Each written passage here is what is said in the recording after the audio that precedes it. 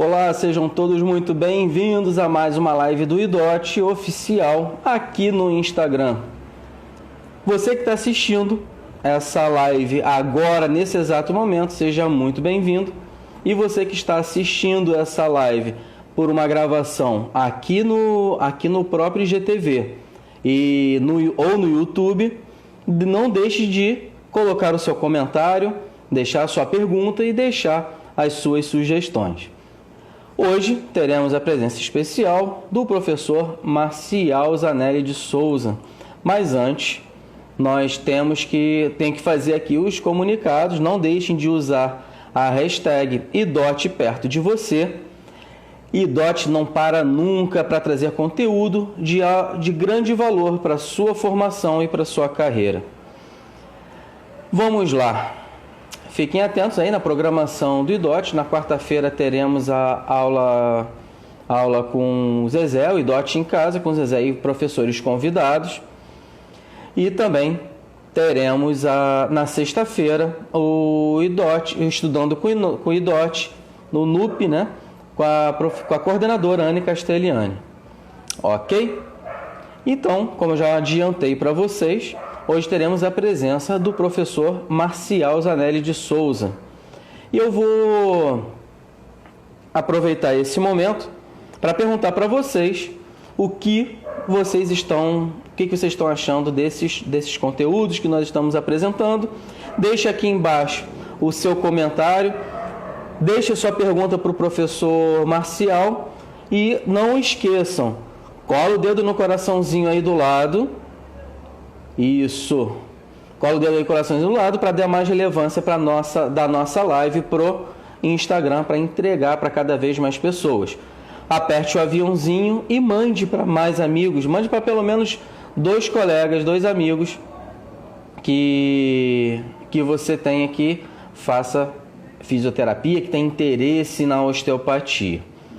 Muito obrigado aí pelo feedback, Susan, pelo som estar bom. Então vamos convidar o professor Marcial Zanelli de Souza.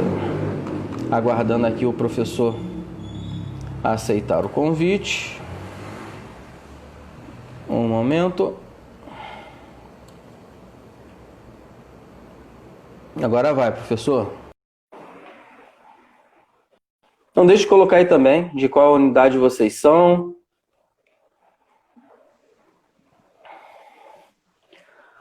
Professor Marcial Zanelli de Souza, boa noite, meu amigo, olá. Tudo bem? Olá, Fábio, boa noite a você e a todos que estão entrando aí, tudo bem? Tudo bem, tudo tranquilo. Tá me ouvindo bem? Tudo bem, tô ouvindo bem, te vendo bem. Legal. E aí tá tudo bem também, né? Áudio, tudo som, bem. Áudio e vídeo tá tudo bem também. Tá, tudo legal, Fábio. Perfeito. Professor, muito obrigado mais uma vez estar presente aqui conosco na nossa live, entregar cada vez mais um conteúdo de grande relevância para a gente, como eu logo disse no início, e estou aqui também à disposição para ajudar no que for preciso. Seja muito bem-vindo mais uma vez, professor. Obrigado, Fábio, obrigado pelo convite e é sempre um prazer estar participando das atividades do IDOT. Perfeito. Bom, o tema que a gente vai abordar na live de hoje é a síndrome do intestino irritável, osteopatia e ciência. Professor, eu já queria começar essa nossa conversa para situar, para deixar todo mundo na mesma página, né? O que vem a ser a síndrome do intestino irritável? Bom, Fábio, a síndrome do intestino irritável é um distúrbio crônico que envolve o trato gastrointestinal inferior, né? Mais especificamente os cólons. Eu não gosto de falar muito só dos cólons, porque na verdade é uma unidade funcional o trato digestório, né? E ela é considerada um distúrbio funcional, porque os mecanismos fisiopatológicos assim, totalmente definidos e verificáveis por exames, eles não são fáceis. E então, por isso, considerado um distúrbio funcional. Junto a ele, existe uma classificação além da síndrome do intestino irritável, ainda nós temos a constipação funcional, a diarreia funcional, a distensão abdominal funcional e o distúrbio intestinal inespecífico. Então, essas 5 entidades de distúrbios intestinais são classificados como distúrbios funcionais. Então, não é só o intestino irritável, mas essas outras que eu citei também. É uma síndrome que tem uma frequência relativamente alta, Fábio. Estima-se que ele, na média mundial, esteja entre 8% a 20% da população mundial. Tem uma preferência, uma predileção pelo sexo, pelo gênero feminino, numa relação de 2:1. E a faixa etária, normalmente, das pessoas que sofrem com essa síndrome, está entre 25 e 50 anos, sendo mais rara a partir dessa idade. Embora eu disse que era um distúrbio funcional, pesquisas recentes já têm encontrado mecanismos fisiopatológicos que explicam essa condição. E nós vamos ver que envolve muito o sistema neurológico. Então, está muito relacionado com disfunções no aspecto neurológico. Perfeito. E existe alguma sintomatologia característica da síndrome do intestino irritável, professor? Tem sim. O que é clássico e presente em praticamente todos os casos, Fábio, é a dor abdominal, dor e distensão abdominal. Mas nós temos associados a isso dificuldades digestivas e mudança nos hábitos intestinais. Então, essa tríade de dor e distensão abdominal, mudanças nos hábitos intestinais e dificuldades digestivas caracterizam a sintomatologia da síndrome do intestino irritável. Eu quero destacar que a presença da dor e distensão abdominal é condição básica para o diagnóstico. Qualquer outra condição de constipação ou diarreia sem dor e distensão abdominal não caracteriza a síndrome do intestino irritável.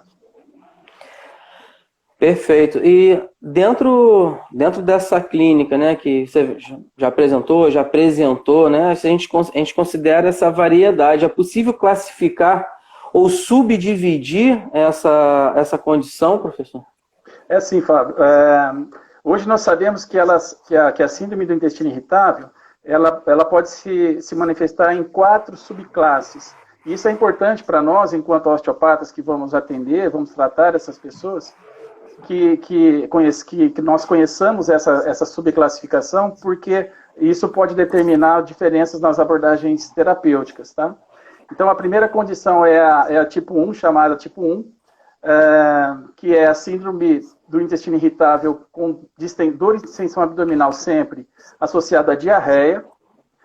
O tipo 2, a síndrome do intestino irritável associada à constipação. A tipo 3, que é a síndrome do intestino irritável de característica mista, onde os padrões de constipação e diarreia se alternam. E a tipo 4, que é uma síndrome do intestino irritável não classificada, que ela é atípica, ela não se encaixa muito nessas outras 3. O que é mais comum são as síndromes do intestino irritável que associa dor e disfunção com constipação ou com diarreia. Essas são as 2 modalidades mais frequentes. Tipo 1 e tipo 2, portanto. Entendi. E é possível identificar, nesse caso, os aspectos da fisiopatologia envolvidas na síndrome do intestino irritável? Como eu falei, Fábio, pesquisas mais recentes têm conseguido trazer informações a respeito da fisiopatologia. E hoje a gente sabe que existe mais ou menos, ou pelo menos 5 mecanismos envolvidos com a sua gênese, tá? Que são uma hipersensibilidade visceral, alterações, anormalidades na mobilidade do intestino. A imobilidade eu não digo movimento, eu digo peristaltismo. Desequilíbrio na ação dos mediadores químicos, infecções e aspectos psicossociais ou psicossomáticos. Eu posso comentar um pouquinho de cada um. O primeiro que eu falei foi a hipersensibilidade visceral, né? A hipersensibilidade visceral, Fábio, ela se caracteriza porque existe o processamento de informações que existe tanto no plexo entérico quanto no eixo cérebro-intestinal, eles estão muito acentuados. E isso faz com que as informações entre intestino, cérebro, cérebro e intestino se tornem disfuncionais. E, consequentemente, levando também à disfunção do controle autonômico. Então, essa hipersensibilidade visceral está relacionada com essa intensificação das informações, tanto do plexo entérico quanto do eixo cérebro-intestinal. Essa hipersensibilidade caracteriza-se por uma dor migratória, ela se manifesta nas porções inferiores do abdômen, está relacionada com nos períodos pós-prandiais, mas também pode aparecer relacionados a estresse e no pós ou durante o período menstrual também não é incomum. O segundo item que eu comentei foi a normalidade da mobilidade do intestino. Os cólons, ele tem um movimento peristáltico chamado movimento de propulsão em massa. Esses movimentos acontecem de 3 a 5 movimentos por dia. Num estado de constipação, esses movimentos praticamente param, e no estado de diarreia, eles chegam a atingir 24, 25 movimentos por dia. E isso faz com que, então, se estabeleça o padrão diarreico ou constipado. No padrão constipado, eu já vou dando uma dica aqui para os osteopatas, né? No padrão constipado, é muito comum encontrarmos espasmos e tensões do assoalho pélvico, tá? Porque essa região, ela faz parte da fisiopatologia da constipação. Então, o assoalho pélvico no padrão constipado merece uma atenção especial do osteopata. E essa condição traz, Fábio, duas características, né? Ou a constipação ou a sensação de urgência no padrão diarreico, sensação de urgência de defecação, né? E mesmo quando o indivíduo evacua, ele ainda tem uma sensação de evacuação incompleta, exatamente por esses desequilíbrios. Eu gosto de sugerir uma forma de a gente avaliar a mobilidade, né, o trânsito colônico, Fábio, pelas aparências das fezes. Existe uma classificação chamada classificação de Bristol, que caracteriza os tipos, caracteriza os tipos em relação à aparência das fezes, de tipos de 1 a 7, sendo que o grau 1 e 2 seria fezes muito compactadas, caroços duros, de evacuação difícil, né, que caracterizam a hipoatividade do cólon, até o tipo 6 e 7, passando por alguns intermediários, até o tipo 6 e 7, que caracteriza-se por pedaços amolecidos de fezes, o tipo 6, e o tipo 7 já as fezes líquidas. Então, isso já caracteriza para nós. É fácil, a gente tem um esqueminha, um esquema gráfico com desenho da aparência das fezes, você pode mostrar para o seu paciente e ele anota ali qual é o tipo de fezes que ele está apresentando no momento, variando de 1 a 7, sendo que 1 e 2 caracterizam uma hipoatividade do cólon e os tipos 6 e 7 caracterizam uma hiperatividade dos cólons. Então, essa é uma forma também da gente avaliar como esse cólon está se movimentando.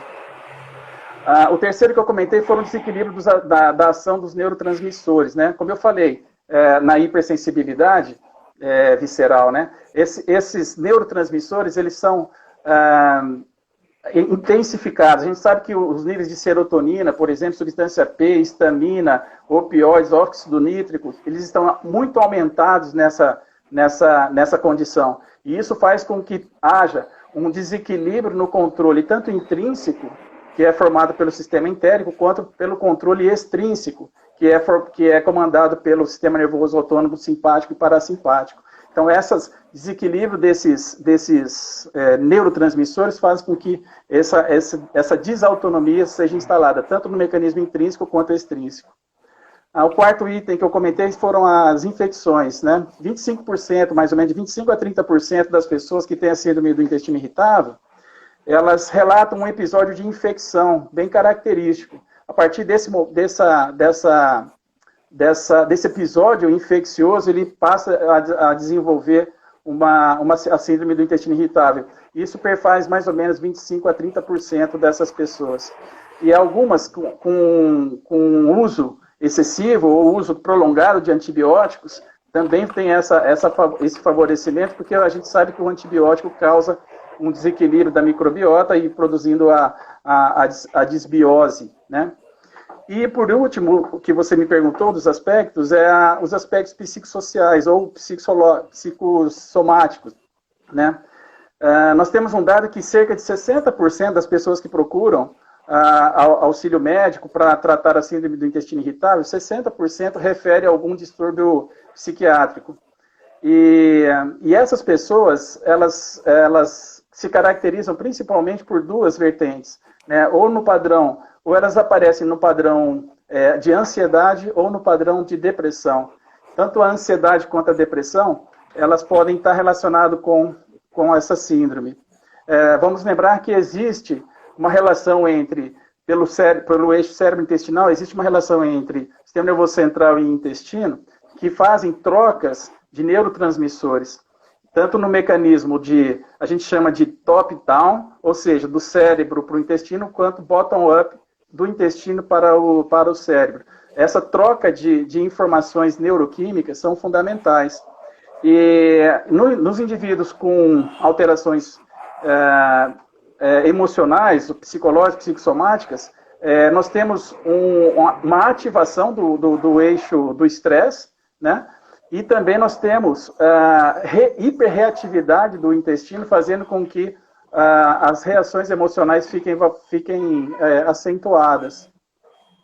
Eu vi uma revisão sistemática, Fábio, de um autor que eles publicaram em 2014, uma revisão sistemática com meta-análise. Eles fizeram uma coleta, né, uma revisão de estudos, e esse estudo perfez mais de 800 pacientes com síndrome do impacto. Desculpe, síndrome do intestino irritável, síndrome do impacto, síndrome do intestino irritável. E essa revisão sistemática com meta-análise confirma a presença de ansiedade e depressão. E uma coisa interessante, hein? Uma coisa interessante. A ansiedade, ela pode estar acompanhando tanto o padrão de síndrome do intestino irritável com diarreia ou constipação, e a depressão, ela acompanha mais o indivíduo com a síndrome do intestino irritável com diarreia. Então, diarreia com depressão e diarreia e constipação no ansioso. Isso também é interessante porque nós vamos considerar o ansioso com uma tendência de um tônus simpático mais alto e o deprimido com um tônus parasimpático mais alto. Então, isso na prática a gente observa que acontece. A tendência do indivíduo com tendências depressivas apresentando mais o tipo de síndrome do intestino irritável com diarreia. Isso é uma coisa importante. Perfeito, professor. E agora, o próximo questionamento que eu queria fazer, eu vou dividir em duas partes, tá? O que deve ser considerado no diagnóstico da síndrome do intestino irritável? E depois você poderia me responder sobre alguns sintomas, outros sintomas que podem ser associados com as disfunções intestinais. Tá. Então, pegando a sua primeira questão, Fábio, com relação ao que deve ser considerado, né? Então, o histórico do paciente é muito importante. Quando você faz aquela entrevista inicial, ela é muito importante, porque você já vai estar ciente de algumas informações do tipo a ocorrência de infecções, quais são os hábitos alimentares e intestinais dessa pessoa, se ela fez cirurgias, tratamentos medicamentosos, seja para o próprio sistema digestório ou para distúrbios psiquiátricos ou psicológicos, os estados emocionais de forma geral. Então, um histórico desse paciente, logo de cara, assim, ele é importante porque ele já vai te dando noções do que pode estar acontecendo. Além disso, você vai observar a presença daquelas três condições, que seriam dor e distensão abdominal, mudança na frequência, né, nos hábitos intestinais e dificuldades digestivas. Além disso, nesse histórico, você pode também estar buscando informações em relação à presença de comorbidades, que são muito comuns e muito frequentes no indivíduo com síndrome do intestino irritável, do tipo fibromialgia, síndromes da fadiga crônica, dores pélvicas, desordens psiquiátricas, como eu falei, são comorbidades frequentes nos indivíduos com essa síndrome. Eu particularmente gosto de utilizar uma escala de ansiedade e depressão. É uma escala de 0 a 21 pontos, onde quanto a numeração mais... É um questionário, quanto numerações mais baixas, tendências a não ter, pouca probabilidade de estar relacionado com ansiedade e depressão, e numerações, scores mais altos, né? Maiores as tendências de apresentar a ansiedade e depressão. Essa é uma escala já validada para a língua portuguesa, inclusive ela foi me disponibilizada pela professora Anne Castellani. A partir do momento que ela me disponibilizou, eu comecei a utilizar e comecei a cruzar esses dados. E uma coisa que é importante também, Fábio, a gente analisar nesse histórico, tudo isso a gente vai coletando nos históricos. Depois o exame físico ele só é comprobatório, né? Existem os disparadores das crises intestinais. É importante você observar se eles estão presentes, né? Quais são esses disparadores, né? Então, são situações de estresse, é um disparador de crise intestinal, infecções, o uso de antibióticos, os anti-inflamatórios, cirurgias. E um disparador muito frequente é o alimento. Dois terços das pessoas com síndrome do intestino irritável relatam intolerância a algum tipo de alimento, 2/3, ou seja, a grande maioria. Sendo que mais ou menos 30% destes pacientes, dessas pessoas, apresentam um desconforto, uma crise, 15 minutos após ter se alimentado, e mais de 90% dessas pessoas apresentam crises intestinais mais ou menos 3 horas após a ingestão de alimentos. Então, é muito frequente essa associação com os alimentos. A gente sabe que os alimentos que podem ter um efeito de disparador das crises são os chamados carboidratos de cadeia curta. Tá? Tem uma sigla que é o FODMAPs. Ali você inclui os oligosacarídeos, os disacarídeos, monossacarídeos, que são os carboidratos de cadeia curta. Esses alimentos, eles têm uma particularidade, eles atravessam o intestino delgado, sem ser digerido. E aí ele atinge os cólons, e nos cólons ele começa a ser fermentado por bactérias dos cólons. E nesse processo de fermentação desses alimentos lá nos cólons, produz gases, produz desequilíbrios osmóticos, e esses desequilíbrios osmóticos fazem com que haja hidratação, amolecimento das fezes e a diarreia. Então, esses carboidratos de cadeia curta estão presentes em algumas frutas, vegetais, legumes. É importante que conheçamos aonde existem esses FODMAPs, porque é interessante, nos períodos de crise, nós tentarmos limitar um pouco esses alimentos para tentar evitar o disparo dessas crises, né? Outro critério, eu acho que é importante, eu estou comentando aqui, Fábio, é o critério Roma de classificação. É muito simples. É o critério Roma de classificação das síndromes do intestino irritável, né? É muito simples. Para você classificar o indivíduo como portador dessa síndrome, ele tem que ter dor abdominal, pelo menos um dia na semana nos últimos 3 meses. Então vamos lá. Dor abdominal, pelo menos um dia na semana nos últimos 3 meses, associado a pelo menos 2 dos 3 itens que eu vou comentar, que é associado à evacuação, associado à mudança na frequência das evacuações, 2, e associado com mudança na aparência das fezes. Então, dor abdominal, pelo menos um dia nos últimos 3 meses, e mais a presença de pelo menos 2 desses critérios, já caracteriza o indivíduo com a síndrome do intestino irritável.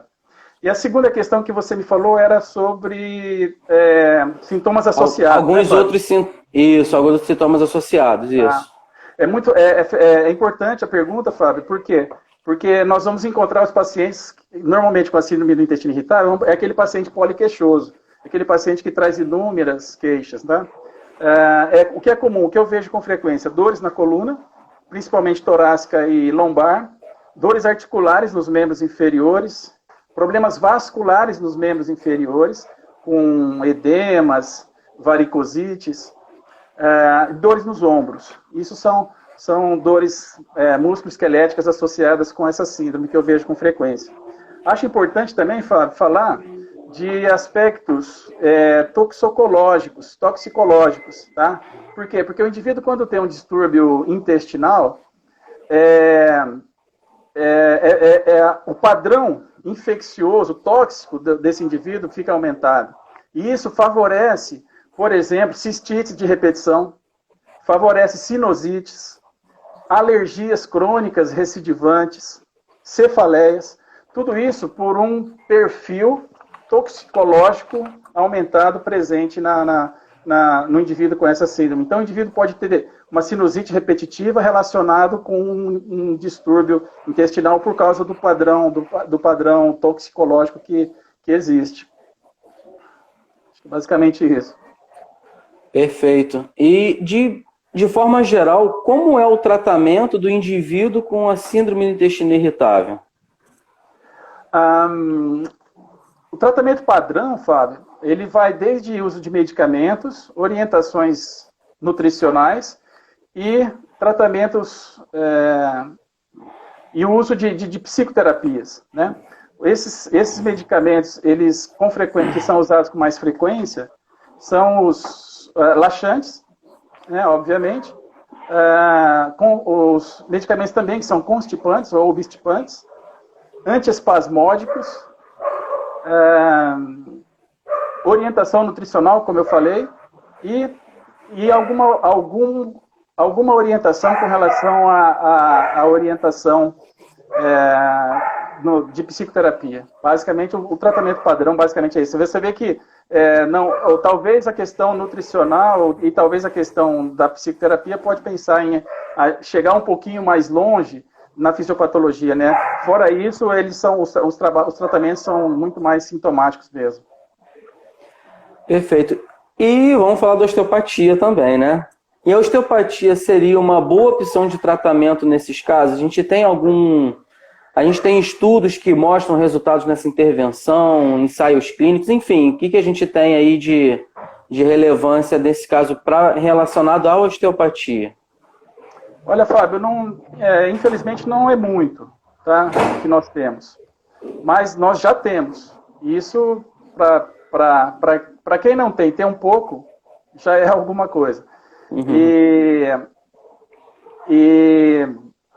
E quando a gente pensa em efetividade, né, de propostas terapêuticas, obviamente a gente tem que pensar se elas estão respaldadas por estudos. Isso é uma coisa natural. Essa história começou de estudos, até onde eu sei, em 2007, um grupo de pesquisadores publicaram o primeiro estudo. Era um estudo controlado, randomizado, tá? Hudshell, o nome do autor. E eles estudaram 40 pessoas, mais precisamente 39 pessoas portadoras da síndrome do intestino irritável, dividindo em dois grupos. Um grupo fez um tratamento padrão e o outro grupo fez um tratamento osteopático. E as respostas, né, os desfechos foram dor, distensão abdominal e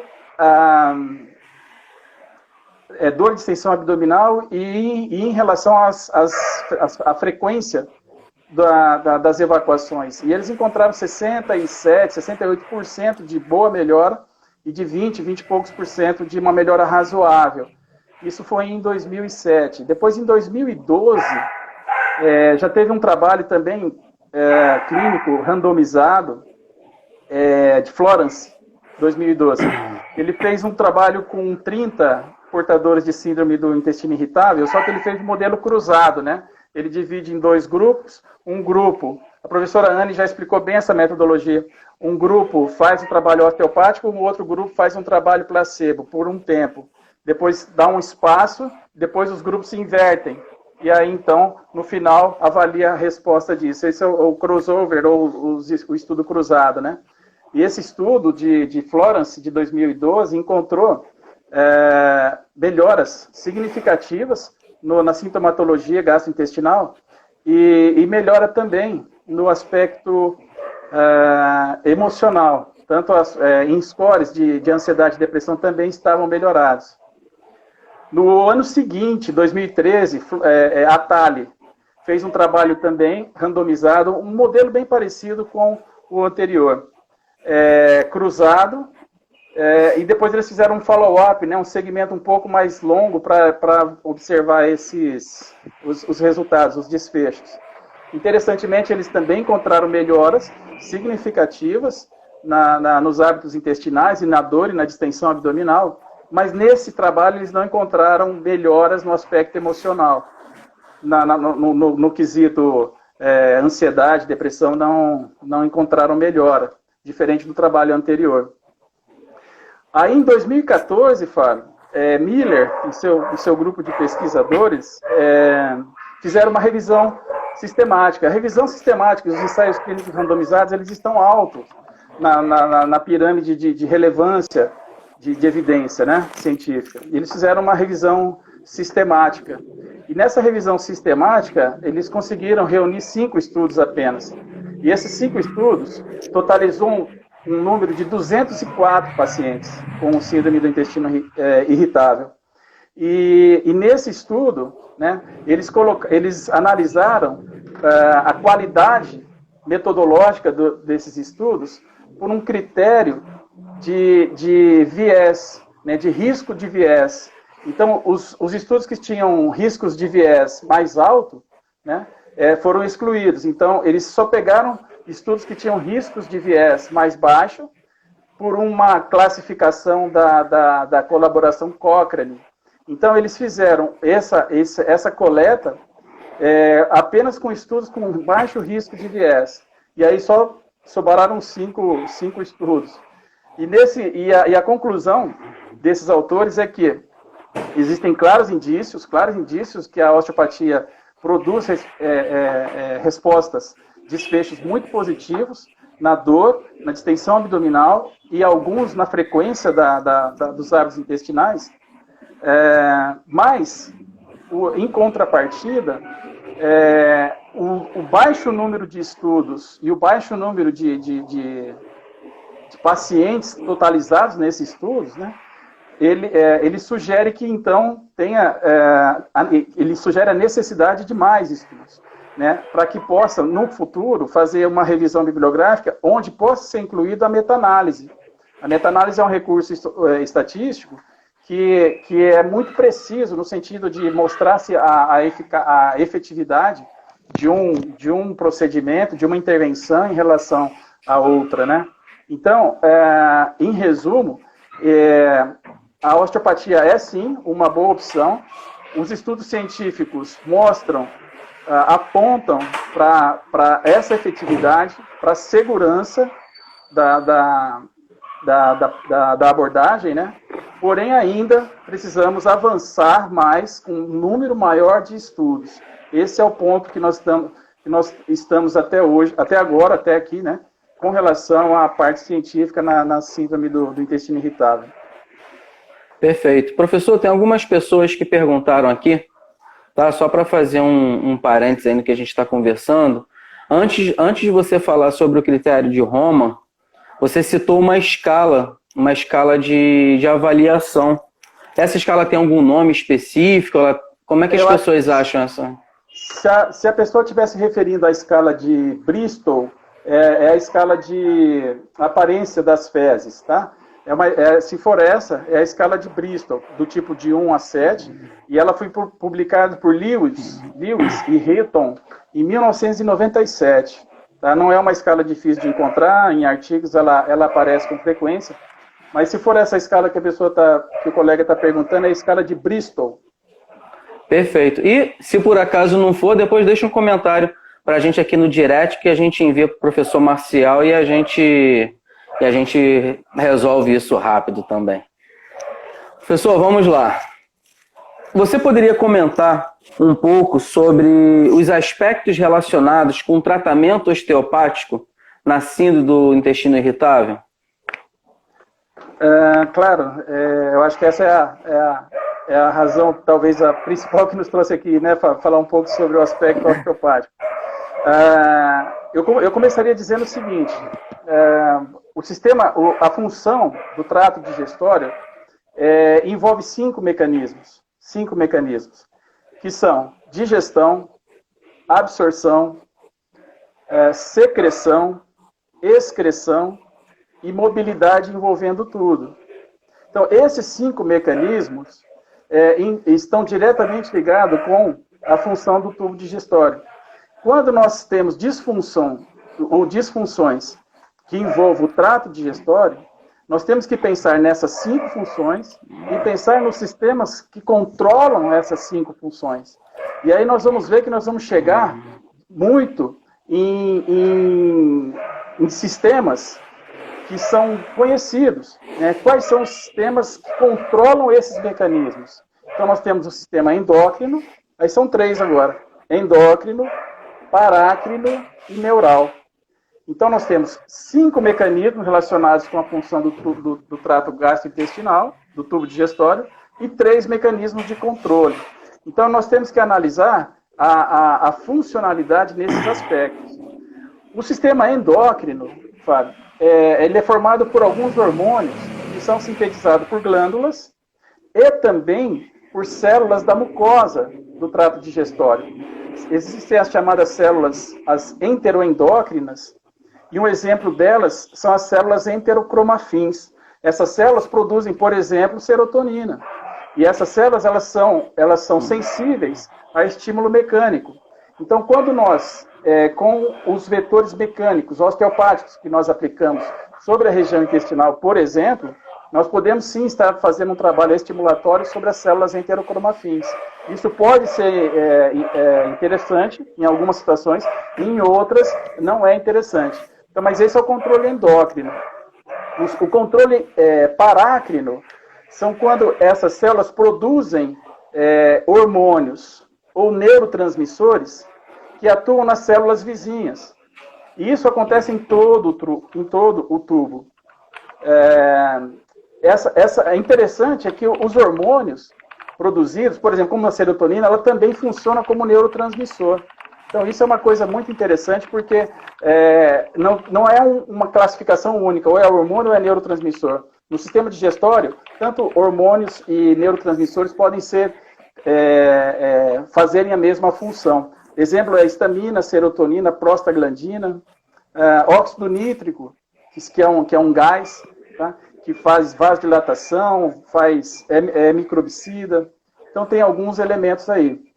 E o controle neural, Fábio. O controle neural é exercido pelo sistema nervoso entérico, né, que está presente do esôfago até o reto, dividido por 2 plexos, e eles fazem o controle tanto de sinalização, ou seja, aferência, quanto também tem funções eferentes, de secreção, de excreção e de motilidade ou mobilidade, né? O entérico. E o entérico, ele sofre uma influência do sistema nervoso autônomo, simpático e parasimpático. Ele não depende do sistema simpático e parasimpático, mas ele sofre modulação. Então, nós temos que pensar sempre no aspecto neurológico, né? Como terapeuta, pensarmos no sistema entérico, no sistema nervoso autônomo e nas funções neuroendócrinas. Isso é que pode fazer diferença na hora de elaborarmos aí condutas terapêuticas. Perfeito, professor. A gente tem um tempinho ainda e tem algumas perguntas aqui que eu vou te passar, tá bom? Relacionado aqui ao que o pessoal está assistindo a gente.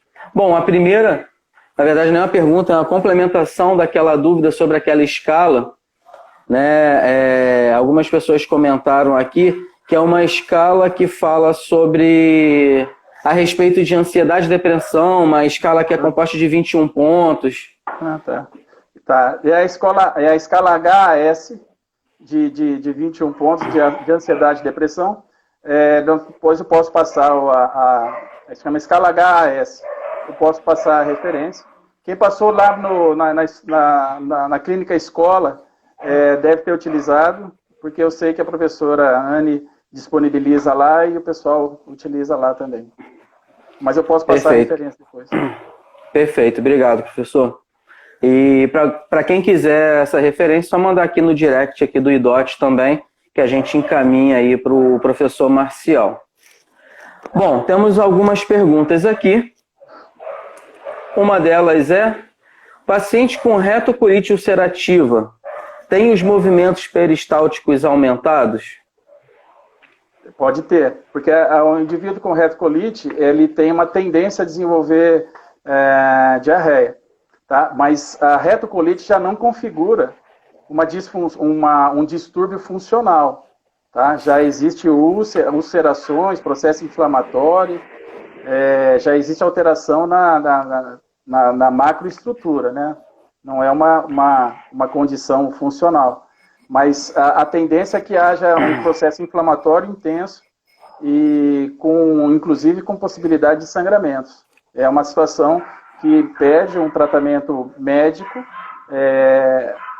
paralelo, né, ao trabalho osteopático. O trabalho osteopático eu acho que pode ser feito também, embora ele já tenha uma condição bem menos resolutiva nesse caso, mas alguma coisa dá para ser feita sim. Perfeito. Outra pergunta que chegou aqui para a gente foi: havendo um processo crônico, as intervenções terapêuticas primárias em top-down facilitariam o processo de dessensibilização central do estímulo? Numa condição inicial, o trabalho é top-down, tá? Ou com trabalhos centrais, um trabalho de membranoso, nós podemos comentar depois, mas um trabalho sobre as membranas, um trabalho sobre relaxamento, para não sermos tão invasivos. Mas vamos lembrar que essa via ela é de mão dupla, tanto top-down quanto bottom-up. Ela é de mão dupla. Então, o trabalho também deve ser feito por técnicas reflexas. Eu gosto de usar muitas técnicas reflexas, ao nível do abdômen, ao nível das relações metanéricas, já para tentar fazer com que o indivíduo tenha uma atenuação das aferências nociceptivas.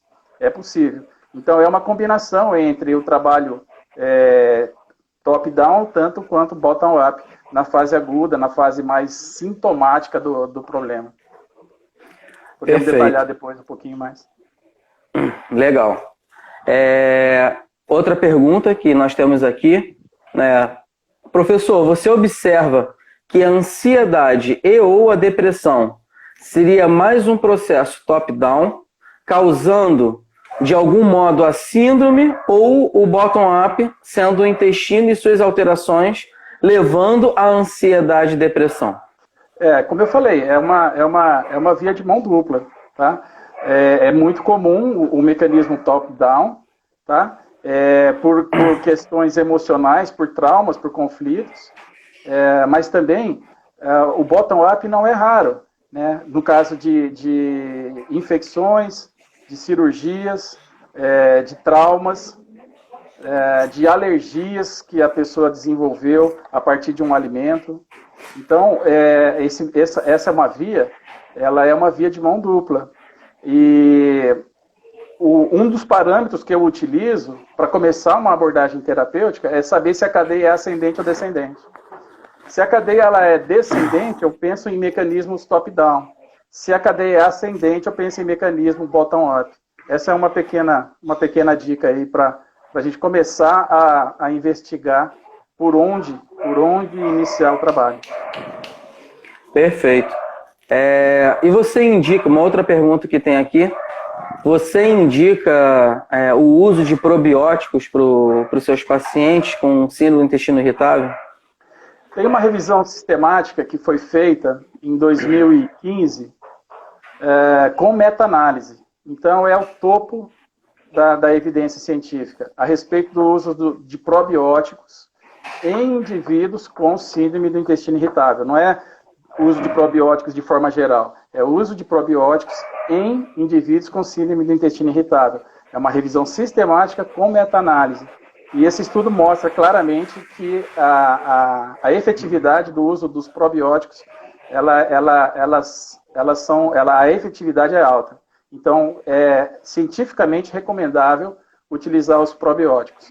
Os prebióticos é que existem algumas divergências na literatura. Tá? Eles não têm a mesma assertividade dos probióticos. Os prebióticos, eles funcionam de forma muito individual. Tem pessoas que com prebiótico vai se sentir bem, tem pessoas que com prebiótico não vai se sentir tão bem. Então, a questão que pega em termos de alguma discordância na literatura se refere aos prebióticos. Agora, os probióticos, inclusive por essa revisão sistemática com meta-análise, ela nos dá bastante tranquilidade para recomendar sim. Perfeito, professor. Antes de fazer mais uma pergunta, queria falar para todo mundo que está nos assistindo aqui que podem continuar mandando suas perguntas e já adianto, tirem um print dessa live, poste ela nos seus stories, marque o professor Marcial, @marcial.bar, marque o IDOT oficial, marque a sua unidade e escreva em uma frase o que você está achando desse conteúdo que a gente vai gostar de saber. Professor, que tipo de orientação você dá para os nossos alunos, né, quando estão diante de um caso de síndrome do intestino irritável? Quais são os parâmetros avaliativos que você pode comentar com a gente sobre isso? O que você acha importante dentro dessa clínica a gente tem entendimento na hora da gente fazer uma avaliação, um tratamento? Fábio, como eu acho que eu já comentei algumas coisas aí, né? Com relação ao histórico, tudo que está envolvido, tá? A classificação Roma 4, que é fácil de fazer. O histórico relacionado com hábitos intestinais, com hábitos alimentares, presença de comorbidades e também aspectos relacionados com cirurgias e infecções. A partir disso, nós vamos passar para a questão da escala de Bristol também, eu gosto de sugerir, e a escala de ansiedade e depressão eu gosto de sugerir. A partir disso, nós vamos passar para uma avaliação osteopática, né? Para critérios osteopáticos. E aí, existe uma sistemática de avaliação osteopática que podem nos direcionar para as regiões de distúrbios que possam estar relacionados com essa síndrome. Tanto distúrbios físicos, quanto distúrbios dentro de físicos, neurais, vasculares, quanto também distúrbios comportamentais com determinadas áreas do corpo que estão diretamente relacionadas com as funções emocionais. Então, basicamente, esses aspectos, eles para mim, são imprescindíveis, e também uma avaliação do sistema nervoso autônomo, para que a gente possa ter uma ideia se esse indivíduo encontra em simpaticotonia ou em parasimpaticotonia, que tem relação diretamente com as funções gastrointestinais. Perfeito, professor. Bom, a gente vai chegando aqui ao final do nosso encontro. Esse momento, professor, é seu aí para você comentar com a gente o que você quiser, fazer suas considerações finais. De antemão, já gostaria de agradecer muito a sua presença, mas eu também gostaria de ouvir as suas considerações aqui finais do nosso encontro aqui dessa live. Tá, eu gostaria de comentar só, não sei se a gente tem muito tempo ainda, Fábio. Olha, a gente tem 10 minutinhos, professor. 10 minutinhos, a gente tem tempo bastante. Tá. Não, eu gostaria de aproveitar a oportunidade para talvez ser um pouquinho mais específico, se você me permitir. Opa, por favor. Vamos considerar o indivíduo, então, com dor abdominal e constipação, né? Dentro da abordagem osteopática, ou seja, aí eu incluo as técnicas reflexas, as dermalgias reflexas de Jaricot.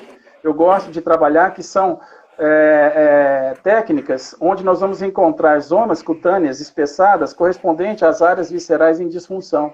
Nesse tipo de técnica, nós fazemos um trabalho cutâneo, que na verdade é neurocutâneo, até soltar essa região. Isso faz com que exista um reequilíbrio autonômico dessa víscera correspondente. Então, é uma coisa que eu gosto de fazer na fase aguda, né, aí pensando no mecanismo bottom-up.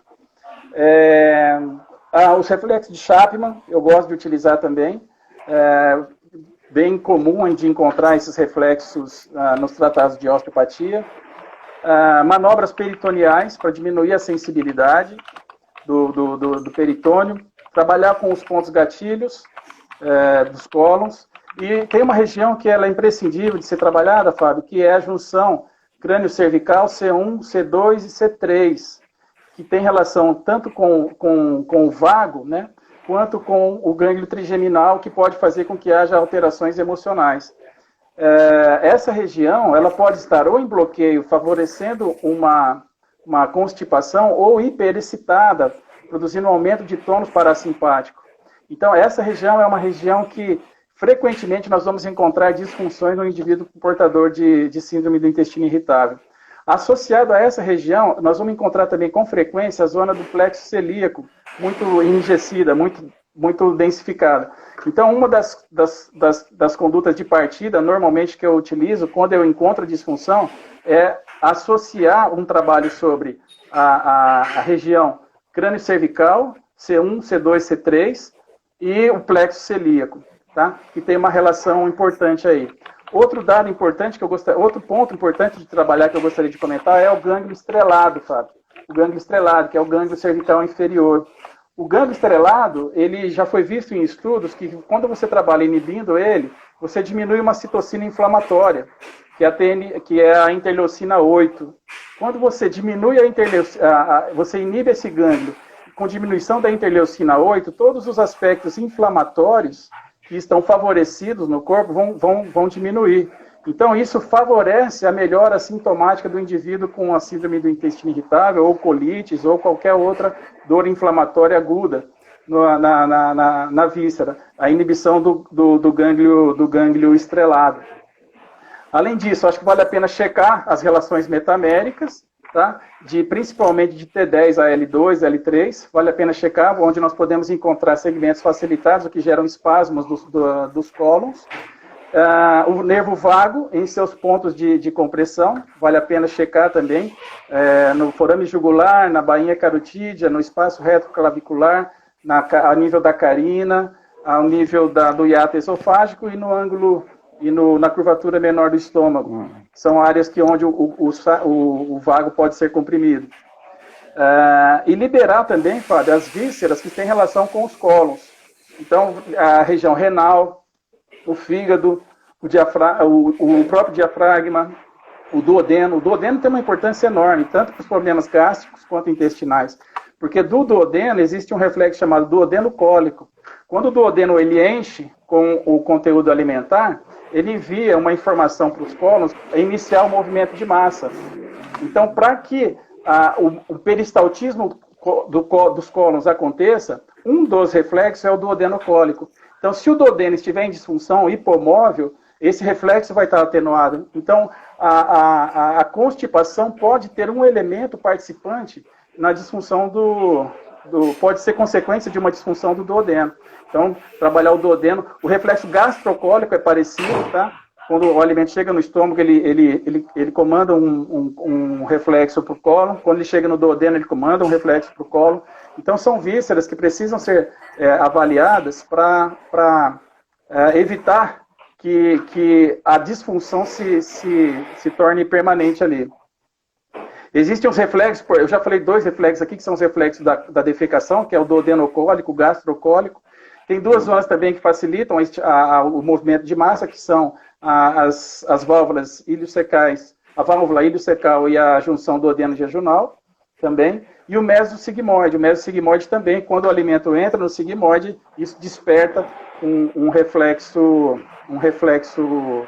de defecação. E o indivíduo com diarreia, Fábio, só finalizando, eu acho que é importante a gente comentar que o osteopata tem que ser no indivíduo com diarreia, porque